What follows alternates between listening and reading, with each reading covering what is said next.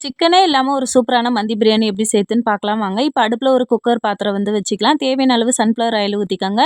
Biryani spices அது கூடவே மிளகு, சீரகம், சோம்பு, காஞ்ச எலுமிச்சை, அதுக்கப்புறம் மந்தி பிரியாணியோட கியூப் எல்லாத்தையும் சேர்த்து நல்லா கலரி விட்டுக்கோங்க. 2 பெரிய வெங்காயம் ஸ்லைஸா கட் பண்ணி வச்சிருக்கேன். அத நல்லா சேர்த்துட்டு வெங்காயம் வதங்குனதுக்கப்புறம் 2 பச்சை மிளகாய், இஞ்சி பூண்டு பேஸ்ட் சேர்த்துட்டு அது நல்லா வதங்குனதுக்கப்புறம் 2 பெரிய தக்காளி வந்து பார்த்தீங்கன்னா, நல்லா வந்து பேஸ்ட்டா அரைச்சு வச்சிருக்கேன். அதையும் சேர்த்துக்கோங்க. மந்தி பிரியாணியோட மசாலாவும் சேர்த்துட்டு நல்லா கலரி விட்டுட்டு 1 கிளாஸ் பாஸ்மதி அரிசிக்கு 2 கிளாஸ் தண்ணி ஊத்திக்கோங்க. தேவையான அளவு உப்பு சேர்த்துக்கோங்க. இப்ப நல்லா வந்து தண்ணி கொதிச்சதுக்கப்புறம் கழுவி எடுத்த அரிசி வந்து சேர்த்துக்கலாம்.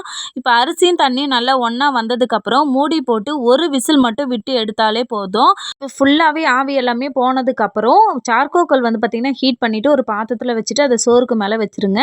அதுக்கு மேல நெய்யோ இல்ல எண்ணெயோ வந்து ஊத்திட்டு மூடி போட்டு அதனுடைய புகை எல்லாமே சோறுல இறங்குனதுக்கப்புறம் திறந்து பார்த்தா சூப்பரா வந்து மந்தி பிரியாணி ரெடி ஆயிடுச்சு. இது கூட மயோனைஸ் அப்படி இல்லன்னா இந்த மாரி தக்காளி சாறு வச்சு சாப்பிடலாம்.